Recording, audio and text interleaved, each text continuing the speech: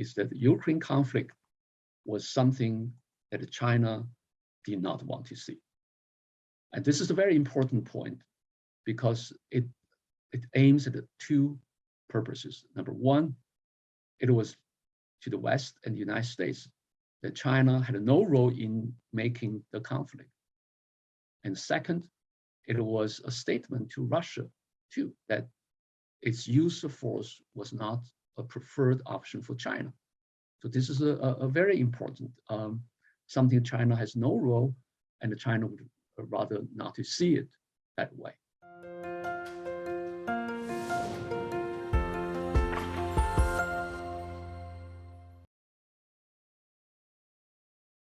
Hello, this is Pascal from Neutrality Studies, and earlier today I had with me a great scholar, Dr. 𝗦𝘂𝘂𝘁𝘂𝘁, to talk with about China, Russia, the United States, and the foreign policy of China today.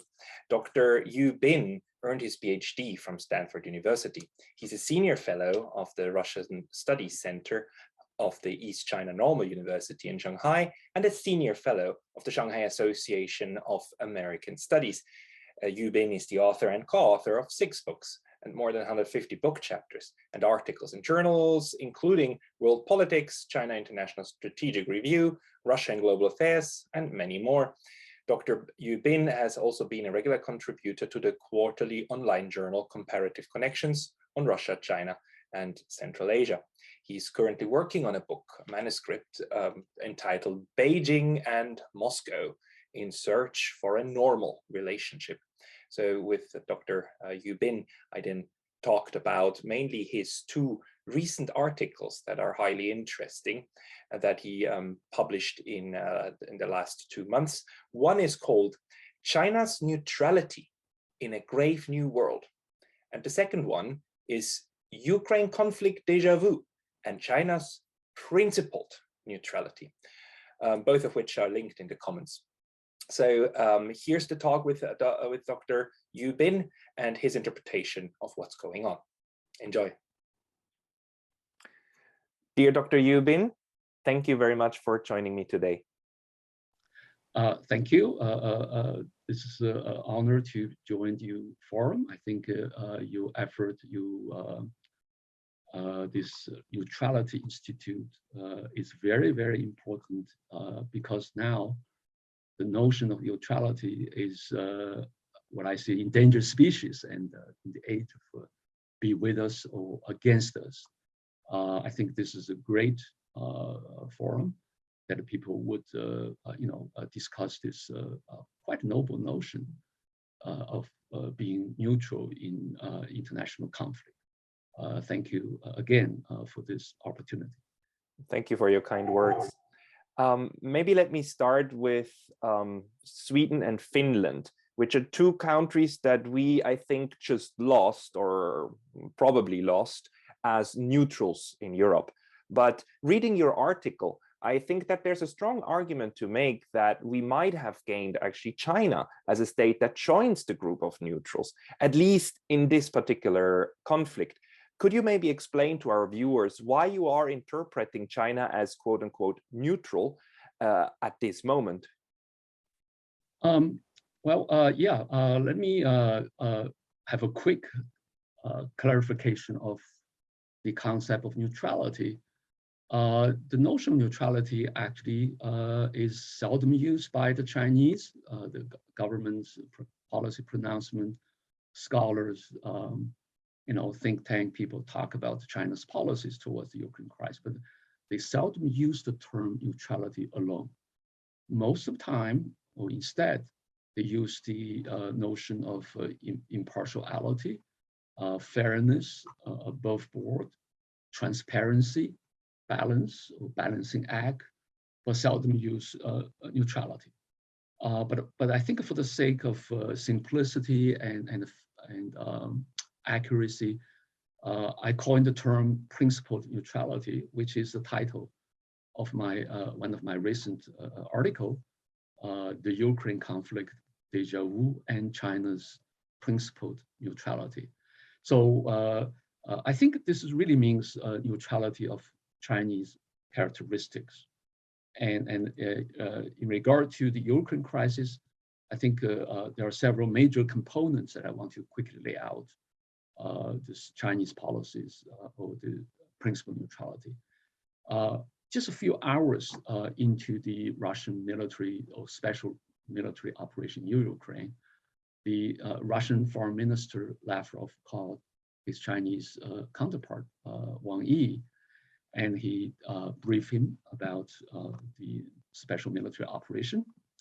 And Wang Yi responded to Lavrov's briefing with 3 points that he made very quick. Number one, China has always respected the sovereignty and the territorial integrity of all countries. So this is like a general principle.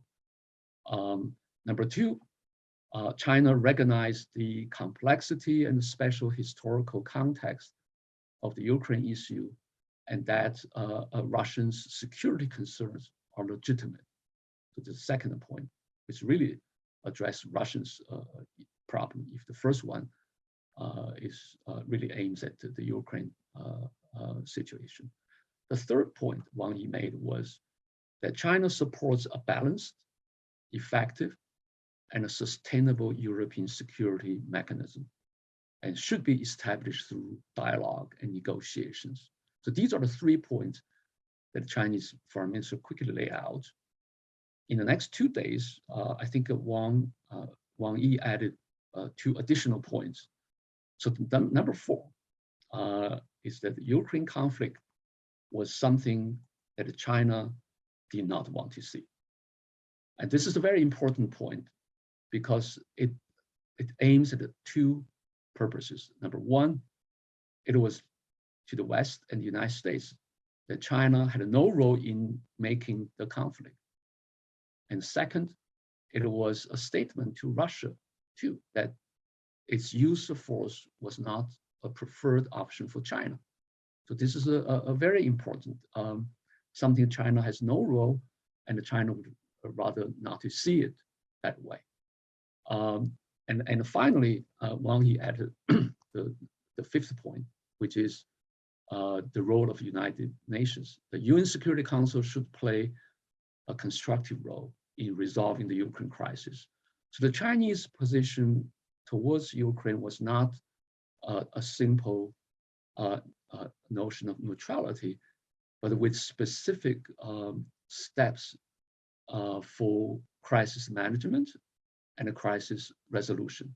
And the Chinese repeated these 5 points many times, including by Chinese President Xi Jinping and other officials. So these are what I see the Chinese principled neutrality is all about. So why Chinese, have this principled neutrality? So let me just have a very simple explanation. I think it's a common sense issue because China has good relationship with both Russia and Ukraine. Both are strategic partners with China. And China cannot choose sides between the two. And this is a very difficult issue for China to do.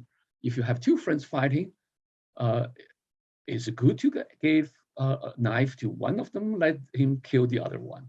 So that doesn't make sense for China.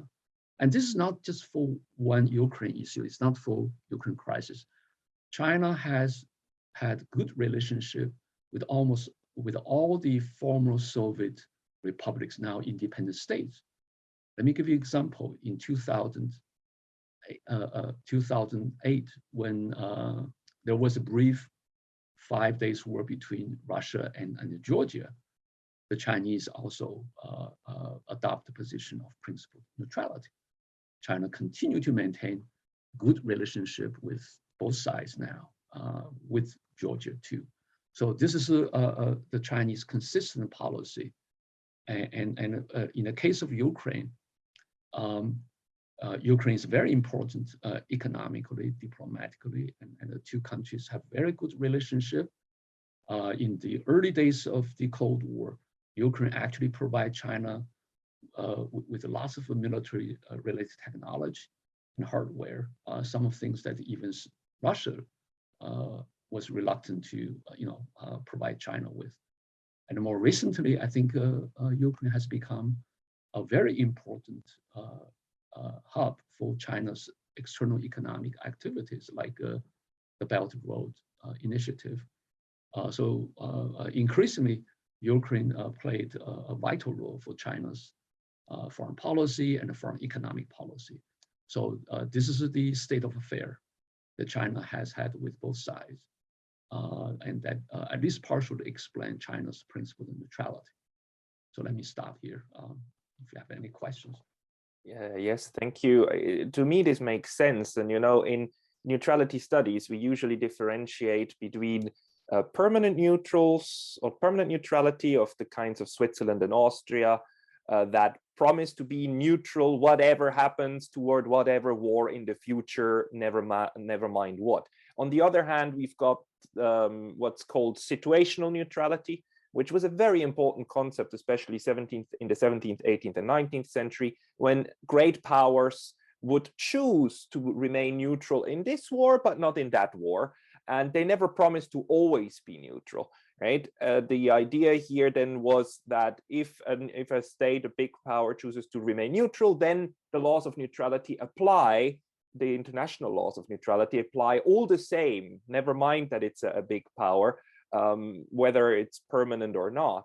And looking at China, there just is this point that since 1949, since the People's Republic of China was formally founded, that there's only one single state that China has a formal military alliance, security alliance with, and that's North Korea.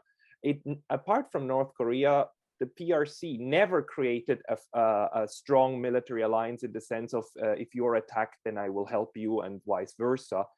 China doesn't try to build a Eastern NATO.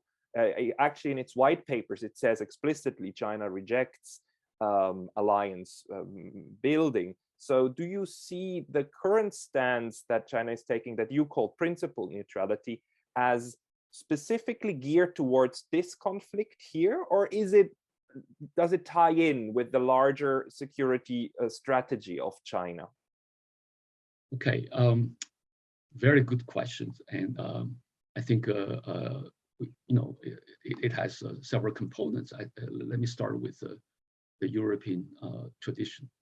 I think you mentioned that many European countries, over time develop different types of neutrality. I think conceptually it's very important to differentiate between situational versus principled neutrality. And I think Europe has a rich history for that, particularly those small independent countries. For better or worse, some of them start to choose sides, as you said earlier, Finland and Sweden. I think that's perhaps unfortunate in the age of weapons of mass destruction. Any war, particular war between major powers, would be no winners. If you talk about who would win the Ukraine crisis or whatever, the current crisis, I think this is like asking the question, who would win the Mexico City earthquake, right? It's no winners, everybody lost. But I think historically Europeans have this. I think how much these two different types of neutrality apply China. I think China is an interesting case. But let me start from the end of your question about North Korea as the only ally for China. I think actually it was not the only one to begin with. China used to have alliance relationship with the Soviet Union for about 10 years, in the first 10 years of the PRC. And so that was, later we can pick it up. But the North Korean issue is very important because even if officially China still maintains the alliance relationship with North Korea, but the substance has changed. It changed particularly during the 1980s when China adopted independent foreign policy. And I think this is very important. The official kind of like a relationship remained, but the actual policy actions changed. Essentially, since 1980s, when China actually formed, diplomatic relations with South Korea, the Chinese relationship with regard to the Korean Peninsula has been one of opposing irresponsible, destabilizing actions from both sides, or any sides, be it North Korea, South Korea, United States, or any Japan, or any. So China against the destabilizing actions of all sizes. So stability of the Korean Peninsula is very important. So this is actually China's principled neutrality. China has indeed moved to the middle.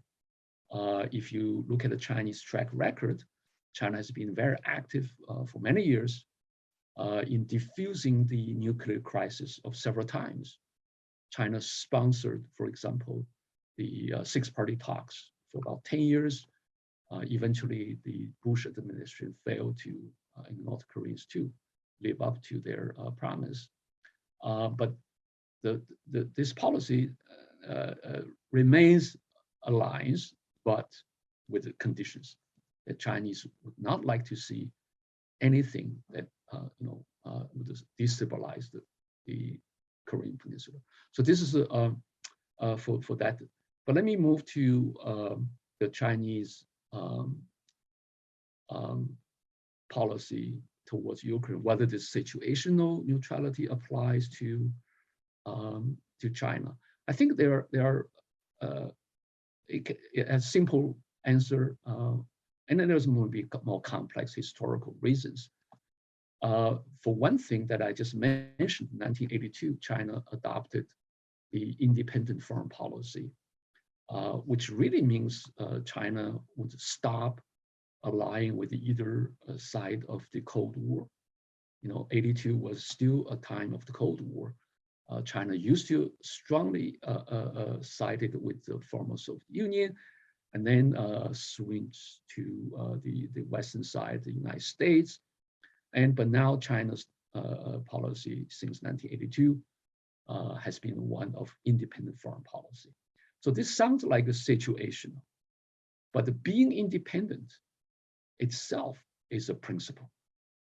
It really means China's policy is no longer conditioned by others, but China would judge each case of international issues or conflict with its own merit and make its independent policies.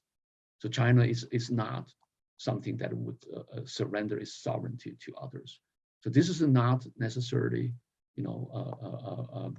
just a situational neutrality, but it means flexibility, pragmatism, something China has tried but never able to, obtain during the Cold War. China had to side with the former Soviet Union because it was boycotted by the West after, the founding of the PRC, and then later when China switched to the United States after years of very difficult and hostile relationship with the former Soviet Union. So the independent foreign policy itself is what China has, continued to adopt, continue to practice till today. Whether this is situational neutrality, I think it is anybody else guess, but China has been rather independent. So this is, but I think at the maybe more fundamental level, China and Russia both are independent large powers. I would say it's a civilizational entity, and with both the ability and the willingness to pursue its own independent foreign policy. So I think if you think about neutrality in that way, I think independence may be more important. But I think the European tradition made a lot of sense for Europe and deserve the attention and perhaps respect of other countries. But we can talk about how similar or different the Chinese current principle neutrality, in comparison with the European concept. So this is what I see how this is really can be compared. That makes a lot of sense to me. You're absolutely right. This idea of remaining neutral has a lot to do with keeping freedom of action in your foreign policy. You do not already decide how you react in the future. You keep that open. The point is for Finland and Sweden, now that they are joining, if they join NATO for real, you have that issue that then your defense policy is not solely up to yourself. You, for example, then have, at least in principle, the requirement to spend 2% of your GDP on your defense, never mind what you need, right? There's these kind of issues. The other thing is that you might suffer of entrapment, right? If in another part NATO ends up in a war and somebody, a country activates Article 5, you have to help. So you lose the ability to actually say, I don't really agree with this. And so that is definitely something that is different for China. And I agree with this interpretation that it maintains degrees of freedom in foreign policy. On the other hand, I was also wondering if there's any relationship to this current just war framing that is going on in the Ukrainian-Russia war, that the West is interpreting. Russia is absolutely evil and Ukraine is absolutely good and justified. And if I see the reactions of China and what you explained so far, it seems as if though this is being rejected as a framework, and just China takes the stance of we don't want to join either side because, again, as you said, both of them are our friends. Would you say that China rejects the moral framework of the narrative that we're hearing from the West, or do they actually also? Is it also part of the discourse? Very challenging question. Whether this is China actually try to stay out of for whatever reason. The issue for morality here that Russia, Putin have been, I would use word demonized to the extent that this is like us and versus them, black and white, enemy and foe, friends and foe. But I think that's Western concept. The issue of morality here perhaps is not very important because the real situation of this conflict has been far more complex than the black and white take by the West. So I think the Chinese, the second point, I think the Chinese, I mentioned the Chinese Foreign Minister Wang Yi made, that Russian security concerns indeed were legitimate. This is the Chinese observation of the conflict and the root of the conflict. But now the West, the United States, demanded China should join them against Russia, regardless of what has happened between Russia and China in the past few decades. I think that's first unfair, and the second, I think it's impossible because China's relationship with Russia and has been what I see actually a very important bilateral relationship because in the past it cost the two sides so much because the Chinese and the Russians have been switching between either friends or foes without anything in between. And the current relationship has been the result of protracted process of normalizing relationship ever since the early 1980s, actually. And currently, the two sides defined as strategic partnership, but it's really a normal relationship because it's between the worst, the best and the worst. The best was the honeymoon, the alliance relationship in the 1950s, when the two communist giants formed this alliance. And but it didn't last very long. And then just quickly, swing to the other side. So between 1960 to 1989, there's almost 30 years of confrontation of between the two sides. The first started with the ideological dispute: who is more Marxist? The Chinese believe China's approach was more genuine Marxist. The Russians said, well, yeah, that's not true, and vice versa. But it quickly escalated to become a militarized relationship. In the 1960s, 69, the two sides actually have several major, quite significant border clashes, and both sides actually deploy so much of their conventional forces along the 7,000 kilometers of borderline. And so this is a very costly, very painful, and the two sides learn something from it.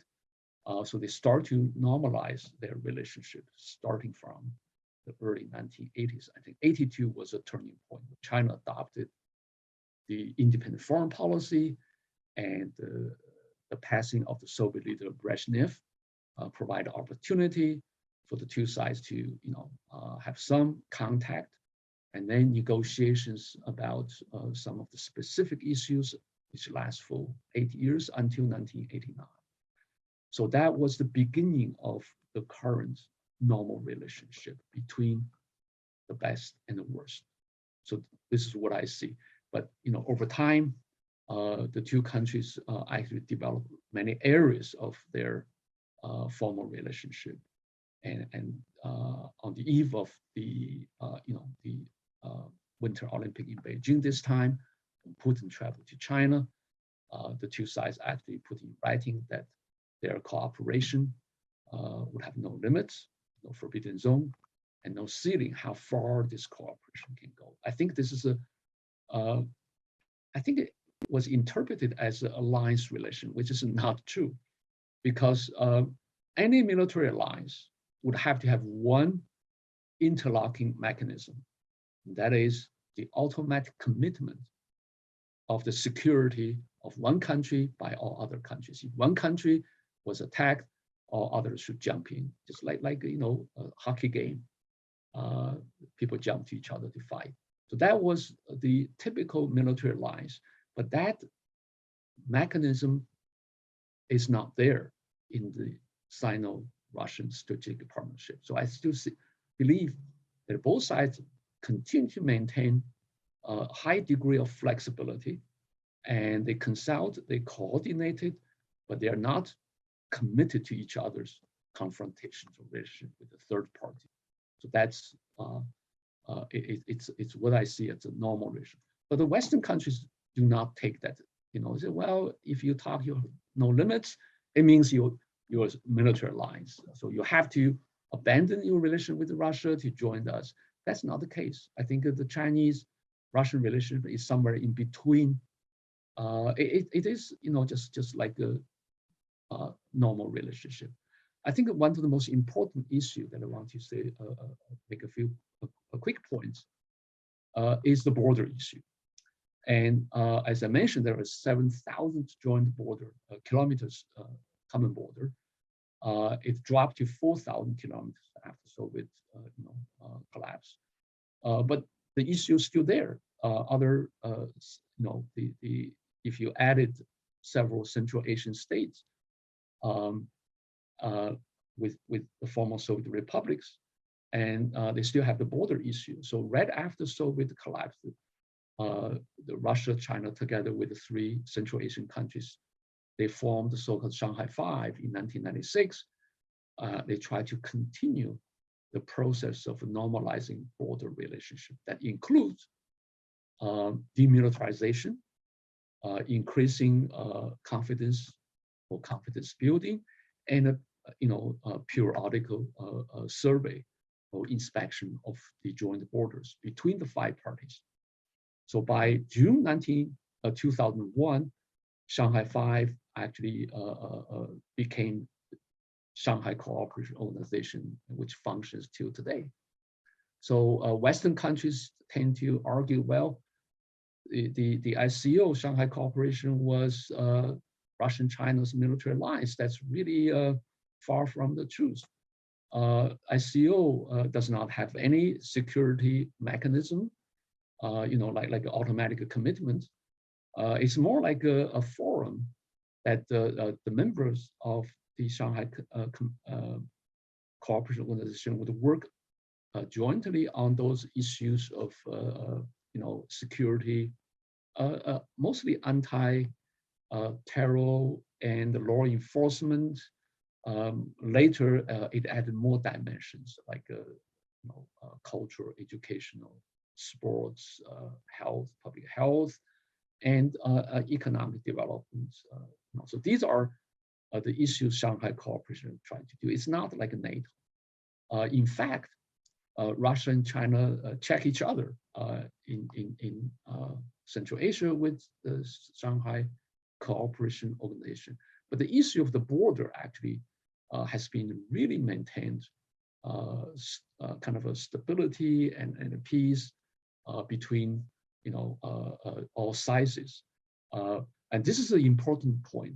I think if you compare Russia's Asia side with China and its problematic situation with European countries, there's no problem, a border problem with China.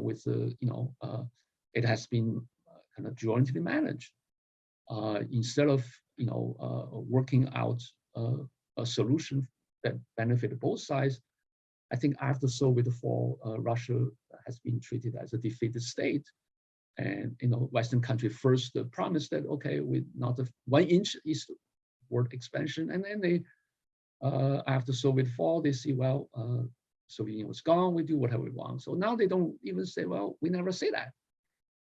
So this constant eastward expansion, really a totally different situation if you compare with Russian, Asian side of Russia. The borders with China is very important. So this is a very important outcome of the efforts by both sides to maintain normalcy, stability, and confidence building along the long line of the two sides. And finally, they make it formal in a few years after Putin came to office. I think in 2001, the two sides signed this treaty of good neighborhood and put into writing that all the border issues between the two sides have been resolved. So no border problem. Those problems like the 1969 border conflict, the Chinese ambushed the Soviet border guards and killed 59 of them, wounded over 100 of them. And the Russians, Soviets retaliated, doing the same thing to the Chinese, kind of like a back and forth. It's over. The island that the first clash was actually on the Chinese side now. And the two sides really is a huge relief from their respective national resources. I think this is very important for both sides. It's difficult to come to this point. So no matter what happened, I don't think in the Chinese-Russian interest to undermine this result of their long efforts for decades. And I think this is very important for their respective foreign policy. And that's one of the things that they would continue to keep regardless of what happened to each other by the third party. That is a very good observation to make. And maybe we can throw in one more, which is the status of Mongolia, that, since 2015, Mongolia officially said at the United Nations, we are working towards now being a neutral country. And what they mean is more a permanent neutral country of the kinds of like Switzerland, Austria. And that is something neither China nor Russia disputes, not at all. It was discussed, I saw that, but both of them seem to be perfectly fine with it. And if you look at how Mongolia, okay, not Inner Mongolia, but Outer Mongolia, was treated over 300 years, it always was a buffer zone, and sometimes it was more dependent on China and sometimes more on Russia. And at the moment, it seems that both of them are completely fine with Mongolia playing a neutral role between them. Of course, there's still borders on the other sides, but it's a considerable buffer that also takes away again pressure. If you have any thoughts on that. Yeah, I think let me congratulate the Neutrality Institute to make Mongolia case. I think neutrality is not just a fixed issue. Or the clocks have been turned back in Europe, people abandoning it. In the case of Mongolia, this is relatively recent. I think Mongolia actually has been at least a controversial issue for many years. And don't forget the Mongols, they conquered much of Europe and the entire China. And the Russians continue to view the Asia through the lens of the Mongols, the so-called Mongol yoke. In China, the Mongols actually created one of the most dynamic and dynasty, the Yuan dynasty. Actually, eventually, I think they conquered China militarily, but the Chinese reconquered the Mongols by re-assimilating the Mongols into the Sinicized culture, which is Confucianism. So it's very interesting in history how, but the Mongolia as an independent neutral state has been relatively recent. Particularly, I think it was made in the aftermath of the fall of the Soviet Union, and suddenly this former satellite country of the Soviet Union found itself kind of a quote unquote independent. So that's the kind of like now over the past few decades, Mongolia started to develop its own identity and then try to survive between the two giant neighbors. I think at one point, I think that Mongolia actually tried to reach to the west, but they also perhaps understand the limits how far they do without disturbing their giant neighbors. But both Russia and China, at least so far, treated Mongolia as an independent state. So that's very important. And the neutrality is not something fixed in history, but it continued to be kind of like a developed. Asia has its own historical backdrop, and in the case of Korea, China's policy towards Korea, or China's policy towards Mongolia, I think this is a very important case study, and I think it deserved the more intellectual investigation. I think the notion of neutrality, how much this actually can and should be practiced in foreign policy. The problem with Europe is, I think NATO was formed in 1949, right? This is a few years after the end of World War II. And then it took several more years. I believe it's 1956 when the Warsaw Pact was formed in response to the formation of NATO. So the two had some, relevance, connections with one another. Now, once the Warsaw Pact was dissolved, Gorbachev was promised that NATO would never expand, German unification would not lead to NATO's eastward expansion. It never happened. Now NATO becomes something like a must, most successful military alliance. But the notion of security is very important. How nations obtain security, and the security for whom? Whether you have unilateral security at the expense of anybody else, or you have collective security, or you have a bilateral security of the Cold War, like between the Soviet Union and the United States, between NATO and the Warsaw Pact. But before that, don't forget, there was a period of time when the European security was handled by the notion of collective security. The Wilsonian principle of what do you call the precursor to the United Nations, they call the League of Nations, right? The League of Nations. Mm-hmm. And League of Nations practiced collective security, but it failed, and it failed miserably. It took maybe another 20 years for the Europeans to fight. again. But the current situation that security of NATO is absolute. No matter what happened, NATO would have to expand eastward, and the EU too. The two actually increasingly becoming combined. The EU become militarized, by the way, and the NATO actually constantly expand. So how much this is really makes sense?